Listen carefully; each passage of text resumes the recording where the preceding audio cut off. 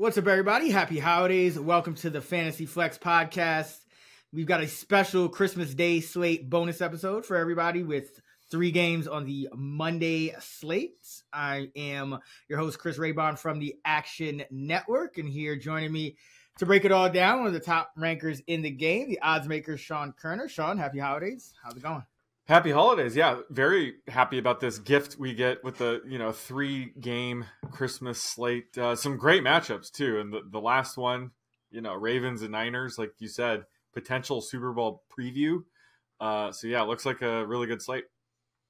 Yeah, we got a bunch of teams that may go deep into the playoffs on here with the Chiefs playing the Raiders, and then the Eagles. They're hosting the Giants, and then Ravens, Niners. We got 4 teams that could go deep into the playoffs on this one.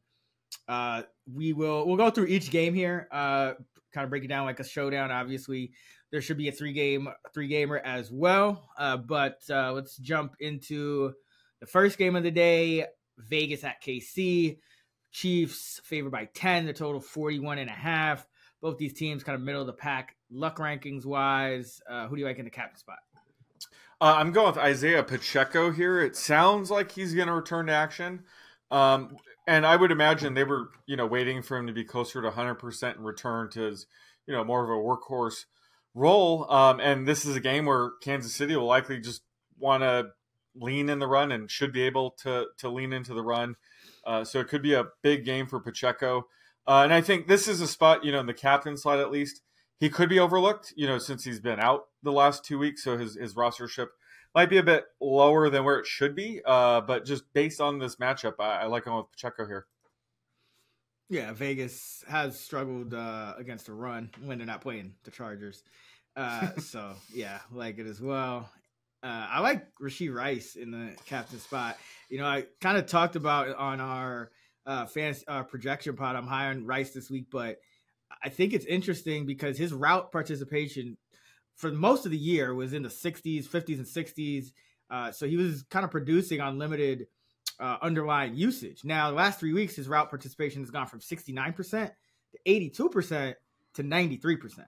Now, if it can stay somewhere in that 80 to 90% range, that means they are essentially getting Travis Kelce for like in Rashee Rice prices, because Kelce plays in that 80 to 90% route participation range as well. He's been targeted on 24% of his routes. Rice targeted on 26% of his routes. So the fact that he's kind of drawn even now with Travis Kelce as a guy that's on the field almost every time Patrick Mahomes drops back, he's got massive upside. And then you factor in Vegas plays the 3rd most zone coverage in the league. Rice 2.8 yards per route against zone coverage, 7th best in the NFL. And a full yard more per route than he averages against man coverage. So, maybe Vegas plays more man coverage, but that comes with its own set of risks against Mahomes and Kelce and all these guys. But a great matchup for Rice, and the underlying usage now just gives him, massive upside. Yep, that I'm projecting him for more than 6 receptions this week. So like you said, yeah. Travis Kelce, but at the wide receiver position. Yeah. And those routes, we were waiting all year for these routes to kind of get to this 80-90% range, and we're here. Who do you like for value? I like Trey Tucker here. Last week we saw you should jump back up. He was right back to a 35% routes run rate. Went off for 3 catches, 59 yards, and 2 touchdowns. So the cat's kind of out of the bag on him. But I do like him. He's a nice downfield threat, and I've been saying for weeks now that Aiden O'Connell's basically Jameis Winston. Like, he'll let it rip downfield. Sometimes it's going to be too aggressive. He's going to throw some pretty bad picks and stuff. But we like that if we have the downfield threat. We don't give a shit if he throws a couple picks. At least he's going deep.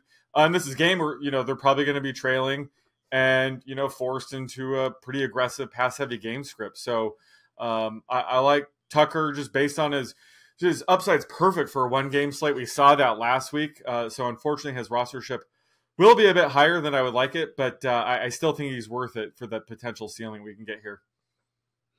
Yeah, he was one of those beneficiaries early and often, just running open last week. So we'll see this week. But yeah, I like him. Like targeting rookies at this time of year as well. And another one is Michael Mayer, tight end. 66% route participation under Antonio Pierce compared to 47% under Josh McDaniels. He's seen 5 of his 7 red zone targets since the coaching change. And Kansas City man-heavy defense, but Mayer, 30% of his targets against man. That's the 3rd most on the team, minimum of 10 targets. So he has, tight ends usually more productive versus zone, but Mayer, he does have some skills. He was pretty highly drafted. So he can beat some linebackers and some safeties from time to time. So he's actually done that this year. So like investing in him as well, late in the year, continue breaking out. Another guy, everyone had a touchdown, I guess, last week. But you like 4 dart throws. I like Richie James here. The Kansas City receiver room has been a nightmare all year. Rashee Rice is the only one we could trust right now. But Sky Moore was just placed on IR, and Kadarius Toney keeps getting involved in these ridiculous turnover, backbreaking plays. Did you see that interception where he's bobbling it? Mahomes was pissed at. Mahomes was probably pissed at him for that offsides, and he was taking it out on the refs. This time he was pissed at Kadarius Toney. So, at some point, they're going to have to give it up. And Richie James is there. He's been solid, and we've seen his routes run rate, around the 10-20% range since he came back. But I would not be shocked, with Moore's injury and Toney just being ridiculous. If, he sees 30-40% routes run rate here, and that could be enough for him to sneak in, 3 or 4 catches and be very low owned. I can't imagine many people are flocking to Richie James right now, but he's sitting there to kind of take advantage of this revolving wide receiver room. Earlier in the year, I think he was, playing decent playing time. So now that he's back healthy and he has an opening, I think he could take it. So he's at least worth a dart throw in a few lineups here. Yeah, this is around the time last year when he really started to pick up steam as well, right?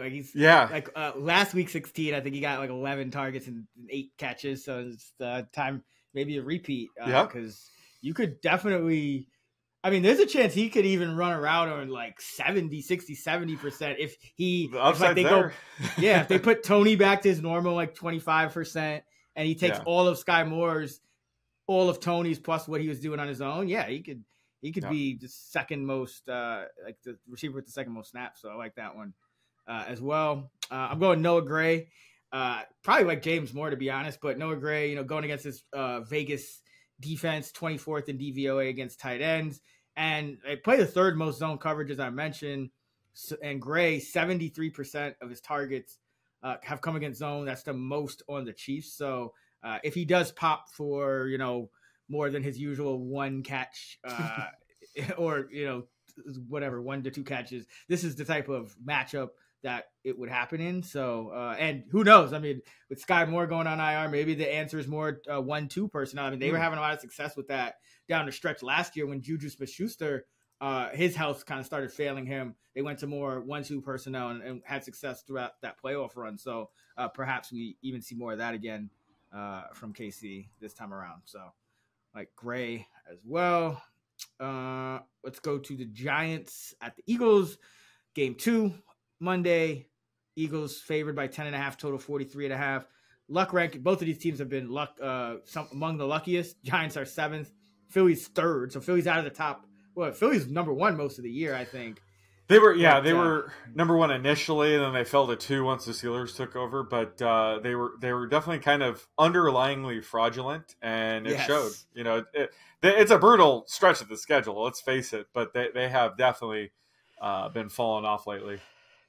Yeah, they can't buy a win anymore. So now this is, I guess it could be a get-right game against the Giants. And with that in mind, who do you like in the captain spot?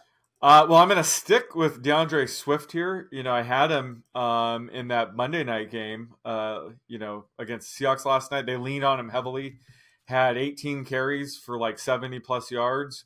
I could see them sticking with that this week. They leaned on Swift heavily at the beginning of the year when they were actually winning games, so they might just think, hey, we should start doing that again. And this is a game where they should win and lean on Swift heavily. So he could see 15, 20-plus touches here. And, obviously the limitations with him, especially in the captain slot, is Jalen Hurts is going to get all of the 1-yard touchdowns. But last week, Swift almost scored. I think it was like a 10-yarder. He fell down at the 1. But, he has a lot of pop. He can score a long touchdown here or then. So I think he could still be, sneaky touchdown bet here. And this is a game where, that Hurts might check down to running backs a little bit more, maybe not up the scramble against the Giants if they do get a commanding lead. So this is a game where if they want Hurts to take a little bit less beating, just ride DeAndre Swift as much as they can. So I think he has a ton of upside here, and I do like him in the captain slot. Did you see they modified the tush push? It wasn't by the goal line, but they had, instead of Hurts sneaking it, they actually handed it to Swift around the left tackle. So there is that. Like one of these days, he's gonna get like a 1-yard touchdown, just like off the tush push where everyone goes middle. Yeah, and just walks. They've done that before, right? Did they pitch it to Gainwell? I'm trying to remember. They had some offshoot of that. They've had a couple of. They don't use it often because the tush push is, I think it's like 90%. Yeah, why so would I you? get it. Defeats all purpose. Yeah, but I mean, this is a divisional opponent, so maybe they do mix it up. I think they could do something like that when it's 4th or 3rd and 1 on their own 40 or something. They're going up for the tush push. Maybe do that. Maybe get a 6-yard touchdown. So yeah, I think we will start to see them, get creative with it. I'm going with AJ Brown here. I know he's kind of been the topic of conversation, and it almost seems like it's one of those games where he's like the opposite of the squeaky wheel. Like everyone's like, they throwing at him too much, and it's true. Jalen Hurts he looks at him as his first read, and then I mean that play when he had Smith open on the crosser and he just didn't. It was like a 3rd down. He missed him. That was brutal. But at the same time, I cannot fade A.J. Brown against a man-heavy defense. A.J. Brown obliterates man coverage. The Giants play the 8th most man. A lot of that is because they blitz so much under Wink Martindale, which kind of forces you usually to play man coverage. But A.J. Brown, 3.5 yards per route against man coverage, which is just elite. 2.4 against zone is not too shabby either, but 3.5 is it's top, near the top of the NFL in terms of his production per route on a per route basis against man coverage. It's been like this. Since he joined the Eagles. I know we talked about this last year when it's like, okay, Smith against zone, AJ against man. Yeah. And so this is just that kind of matchup. And Giants 26 in DVOA against number 1 receivers, Adoree and Banks on the outside. Just they've been giving up some plays. So like AJ here, even though I'm sure there'll be like the narrative that Hurts needs to look elsewhere. This guy, he's gonna be open in this one, so yep. I'm sure Hurts will find him at some point. Who do you like for value? I like Darren Waller here. He was eased back into action last week. Only ran a route on 47% of DeVito's dropbacks, but he still posted a solid line, 4 catches for 40 yards. Doesn't have much target competition, I guess. Wan'Dale Robinson, that they have similar route trees, but I think that his playing time is going to go up, and he's only going to get more chemistry with DeVito. So this is a good spot where the Eagles have struggled against tight ends this year. They rank 31st in DVOA. A lot of that is just their linebackers. They don't really invest much in linebackers, and they've been dealing with injuries. Zach Cunningham has been missing time. He's their best coverage linebacker. So if he's out again, I'm going to like Waller even more. But this is a spot where, Waller could just go bonkers, 6 or more catches, with the touchdown or 2. So I like going with Darren Waller in this matchup. Yeah. And I think, you mentioned Waller and Wan'Dale Robinson have similar route trees, but it looks like Avonte Maddox is actually going to be back this week for the Eagles. Oh, wow. And that would be big in the slot. Huge. So that's why I'm looking to target everyone kind of but the slot for, on the Giants pass catcher. So yeah, I like Darius Slayton for value, 95% route participation in his last 2 games since the bye. And we all know Philadelphia giving up the most production to wide receivers. So yeah, I think especially it sounds like Maddox is going to be back this week. That's kind of what the reports are. So if he is, yeah, I think Wan'Dale, who has been running the most routes and kind of been trending up, but I think that would be a tough matchup for Wan'Dale, which would kind of make me want to look elsewhere for value. Dart throws he got. This is the best. I already know who you're going with. This is the best start throw. Oh, yeah, where I'm going. It's Boston Scott. This is a game where, like I said, the Eagles will like to be run heavy.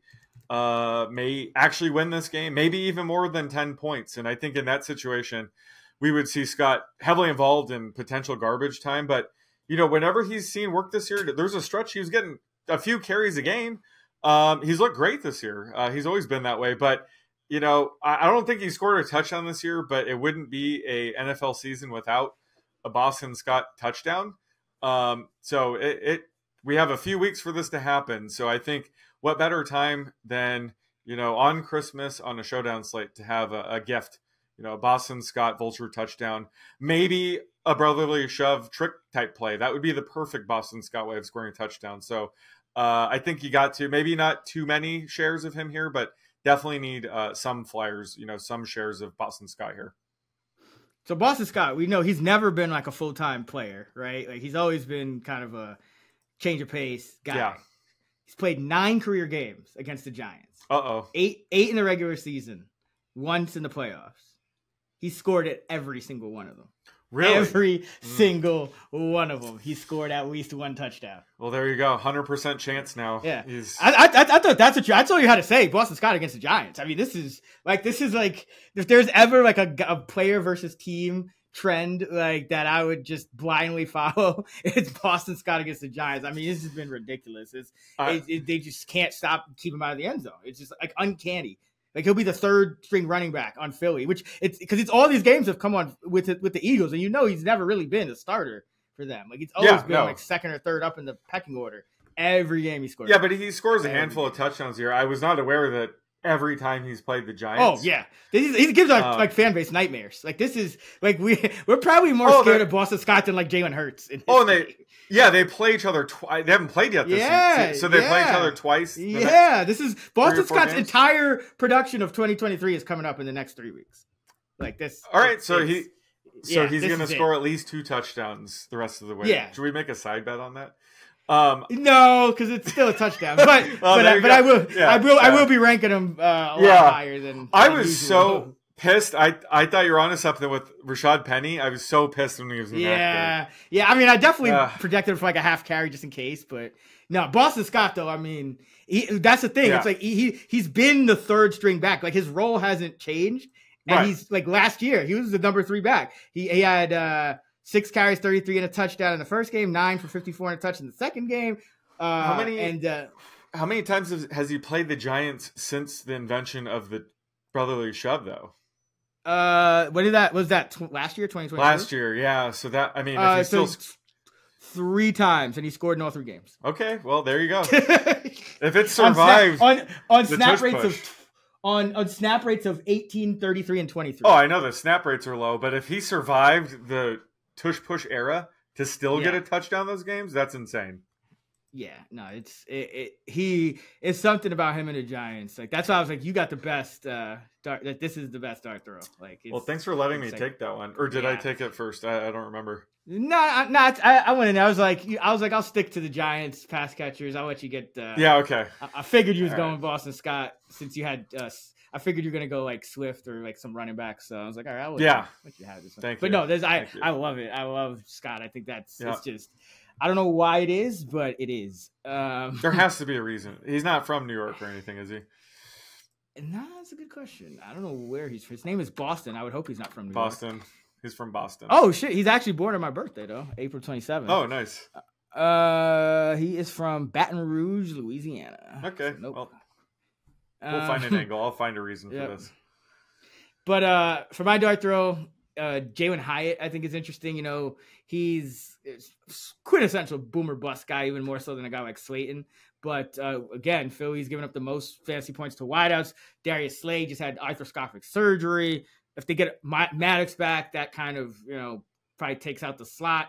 So could look for Hyatt down the field, and 82% route participation since the bye, which another rookie who's finally getting true starter level snaps, which he hasn't been getting for most of the year. So, true dart throw could end up with a goose egg, but could also end up with 100 yards and a touchdown or 2. So, Jalen Hyatt for me.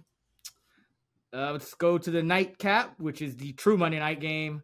Also, one of the games of the year, or at least sets up to be Mm-hmm. Niners favored by 5.5, total 46 against the Ravens. Luck rankings, both teams middle of the pack. Baltimore 17, San Francisco 14. So nothing crazy there. Yeah. So who do you like in the captain spot? I'm sticking with Isaiah Likely here in the captain slot again. I used him there against the Jaguars, and he came through 5 catches, 70 yards, and a touchdown, 88% routes run rate. I mean, he's literally the same role as Mark Andrews, maybe, not as talented, obviously, but like I said, he's arguably the best backup tight end in the league now that Trey McBride took over for the Cardinals. But I mean, imagine if Mark Andrews is playing, we would consider him for the captain slot. And I think Likely is still kind of overlooked, despite being like almost a 1-for-1 replacement. So it's a tough matchup, but it's one where Baltimore is going to have to throw to keep up. So I think Likely could have a big game here. Yeah, and there'll be a lot of people looking at like the 49er players in the captain spot anyway. So right. It's a nice, and he's a little bit cheaper too. So I like that from a lot of different angles. I'll go with this. I love the way this game sets up because it sets up perfectly for kind of buy low bounce back spots of 2 of the best players on the 49ers. The first is Brandon Ayuk, who I like in the captain spot. He was quiet last game despite them scoring 40. I think it was the most points they've scored in a few years, actually, which is kind of crazy. Oh, wow. Because they've been scoring a lot of points every week. But yeah, that 45 burger they dropped on Arizona was most they've scored in a while. But Baltimore, 5th most man coverage. Ayuk, 4 yards per route against man coverage. Remember, A.J. Brown was elite at like 3.5? Yeah. Ayuk is like, he's just been unstoppable against man coverage this year. 4 yards per route compared to 2.7 against zone, which is also elite. But this is where you kind of see the separation between Debo and Ayuk is versus zone. It's kind of like the Eagles. Zone, it's Devontae Smith for the Eagles. Zone is Debo for the Niners. But when you see a more man-heavy defense, that's when Ayuk tends to ball out. He has 360 receiving yards against man. Debo only has 98. I know Debo did miss some games, but still, it's you can kind of see just how much of a massive difference it is. So this is the kind of matchup where Ayuk would generally be the team's leading receiver. So like going back to him and probably get a little bit of a discount just because of how shaky he was last week. And, with Debo kind of going off, I think a lot of people are going to kind of like they're going to look at Debo as like that number 1 receiver and the guy they got to get in the most lineups. But I actually think this is a week where, we've kind of seen this with the Niners, right? Like you can't support everyone every week. So somebody's going to have like a bad game, at least one. So, it's been McCaffrey and Debo kind of balling out these last few weeks, especially. So, yeah, like Ayuk this week. Yeah, he hasn't had many duds. Last week was his worst game. So perfect buy low. His other worst game was against the Rams, 3 catches, 43 yards. He got hurt during that game. And then he followed up with 6 catches, 148 yards. So he doesn't stay down for too long. Yeah, this is it's prime Ayuk spot. Who do you like for value? I like Odell Beckham as a value play. I agreed with you on the projection pod that his median projection is probably a lot lower than people think. I have him ranked outside my top 45 right now, but a lot of that's due to just his playing time. He hasn't topped a 60% routes run rate for several weeks now, but he's really commanding a high target rate, over the last handful of games, and he sees valuable targets downfield in the red zone. So he has a high ceiling as a result, which he has been hitting a lot lately. So, this is a matchup, though, where we could see his playing time go up, like, 70% range. This is a huge game. They'll likely have to throw, a lot more. So maybe we'll see less Nelson Aguilar or Bateman here. I don't know, but he obviously carries a huge ceiling. So similar to your Taysom Hill play, where I don't like him in season-long head-to-head necessarily. For a single game showdown slate, absolutely sign me up for what's potentially, a big game for him. Yeah, it's like and who we on the other night shift, on the night shift pod where we broke down the Saturday and Sunday game. It's like a Gabe Davis too. It's like another guy who just median projection low, but DFS kind of perfect, right? Because the ceiling doesn't change. The median could lower. That doesn't necessarily mean the ceiling is any lower. Exactly. A lot of times the floor is usually the thing that's decreasing. But I agree. And last time he played San Francisco, 9 for 113 in that playoff game for Rams. So nice. He's definitely had some experience shredding their defense. I already mentioned it. For me, it's Kittle. Mentioned Ayuk is the one, and then Kittle 2.5 yards per route against man, 2.2 against zone, so a little more equal, but still better against man. And he's second on the team in yardage versus man. He has 262, and again, Debo only 98, and that just kind of signifies like this could be a game where even though Debo's been hot, this could be a game where Debo takes a little bit of a backseat. I think Ayuk and Kittle will be the two beneficiaries. So another guy who in season long, I think he's down to like my tight end 7 in this matchup just because, it's a little lower scoring projection for the Niners than usual going against the Ravens defense. But from a DFS perspective, love the buy low, love the bounce back spot, and love, using him and going to be a cheaper play than a Deebo Samuel, and even a guy like Christian McCaffrey. If Kittle can go off, that's going to take some away from McCaffrey underneath too. So like Kittle in this matchup. Dart throw. Let's go with the fullback here. Let's go with the best fullback in the game, Kyle Juszczyk. Why not? Not Patrick Ricard. Yeah, no, like he's in different ways. Not the best in the game. Yeah, no, I'm just kidding. No, when he was playing defense, when he was playing defensive line too, that was pretty valuable. Yeah, it's got to be juice. I love throwing him out there. On the occasional 49er showdown slate. Last week he saw an uptick in route participation, 45% route run rate. And if they are saving, sort of a trick or gimmicky play or just targeting a player like him, that would be the time against the Ravens, right? Ravens have a very good defense, so they might need to get a little bit more creative. So he could score a touchdown. He has 2 touchdowns this year. If he scores a touchdown, you'll probably need him to take down the slate. So I think the odds are probably greater than people realize. And, the Jaguars, it was their gimmicky players had the 2 biggest plays last week with, Luke Farrell had a nice 28-yard catch, kind of caught him off guard. And Jamal Agnew had that long touchdown. Obviously, kind of different players, but it just goes to show that this is a spot where if 49ers have something up their sleeve with Juszczyk, now would be the time to roll it out. And it's a revenge game for Juszczyk. Remember, that was a long time ago. Yeah, the year after Baltimore played San Francisco in the Super Bowl was Juszczyk's rookie year. Wow, 2013. And then he played it for 4 years with the Ravens, came over to the Niners in 2017, which I believe was the same year Shanahan came over, right? And then, so revenge game for him. He was the guy that he probably gave Niner fans a heart attack because he was the guy that caught that ball on the pass where Purdy got laid out and it looked like he might be dead. He was like writhing in pain on the ground, but he came back in 2 plays later. But he caught 2 last week. That was one of them. I could see him doing something. I feel like in prime time too, fullbacks tend to. I don't know what it is about prime time, but I feel like tend to see these guys pop off. Yeah, sure.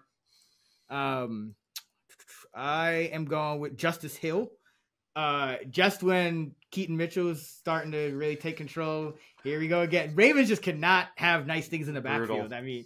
It's Dobbins and Edwards last year, and Keaton Mitchell now, and so we're back to Hill and Edwards. And those first 8 games before Mitchell was really a factor, Justin Hill was averaging 9.1 touches per game, 40 scrimmage yards per game. He had 3 touchdowns. It was really these last 5 games where he started to take, became a true 3-way committee. He started to take more of a backseat with just 3 touches for 16 yards per game with no touchdowns. So this Raven backfield always tough to kind of figure out, even when there are 2 guys. Because I remember it was like Gus Edwards was healthy and we thought he was going to be the lead back, but there would be times when Hill would kind of get just as many touches and goal line work. So I do think there's some upside with Hill beyond just that normal passing game role. But if there was ever a game where Baltimore was going to need their pass game back, going against what I think is probably the best team in the league, if it's not Baltimore, it's got to be San Francisco, I think, at this point. So, I think this is a good matchup for him. But he has some kind of unrealized upside because sometimes they just treat him like the feature back anyway. So, who knows if that'll be the case this one, but either way, you should get some pass down work and could push for double-digit touches. Yep, ideal game script. This probably isn't a Gus game. It's probably a Justice Hill game, and I wouldn't worry about Melvin Gordon. I can't imagine him seeing too much playing time here either. Yeah, so it's definitely him being called up? He is absolutely on the 53-man roster right now, yes. Okay, yeah, okay. I had it in my sheet. I was like, it's either going to be him or who is it? I think I got Owen Wright or somebody, but I figured it was going to be one of those two guys because Drake is long gone. He's on the Packers now. It's Gordon, and I think he needed Justice Hill to actually miss time to actually see snaps earlier in the season, but other than that, he hasn't really seen much work. Yeah, so I mean, I'm sure I would say Gordon probably will get like 5 snaps, maybe 3 to 5 snaps, but will he get a touch? I don't know. But the Ravens, I can never count the Ravens out of like just doing random things with their backfield. So I'm definitely projecting Gordon for like half a carry and like half a catch or something like that. Not enough to use in any lineups, right? Not. I mean, unless you're doing like the full, what is it, like 150, then I mean, I can't really don't roster anyone. In case, like Gus or Justice Hill would get hurt in game and Melvin Gordon would have to play. If let's say Hill got hurt, I do think Gordon would play a good amount on pass downs. Oh yeah. So it's not the craziest thing, but Hill anyway, I think is the guy who I think just this matchup and game script sets up for him really well. Oh, and they elevated Malik Cunningham too. He's a receiver now. Could have some gadget plays with him. Oh, I mean, I'll believe it when I see it, but I guess he's their like McSorley replacement? Didn't they have McSorley for a while? Like last 2 years? Yeah. He would be in there just to run it. Like it makes sense. I mean, the Patriots kept hinting that they'd use him, and they never did. But they could have some Malik Cunningham packages. He's got some wheels. He's pretty good at like line him up there, like Wildcat. Don't let him throw it, but he can run it for sure. Yeah. I mean, good acquisition for them, especially with Lamar. Kind of he can do some of those same things as well. But so that's gonna do it for our special bonus episode of the Action Network Fantasy Flex podcast. Be sure to check out the full list of luck rankings; those are over at actionnetwork.com. And for more fantasy content from Sean and I, you can also find those at actionnetwork.com. You can check out our player projections episode over on the Action Network podcast channel. Our fantasy preview where we break down the main slate is over on this channel. It's out now, and so is our night shift episode where we break down the Saturday and the Sunday Night Football DFS slates.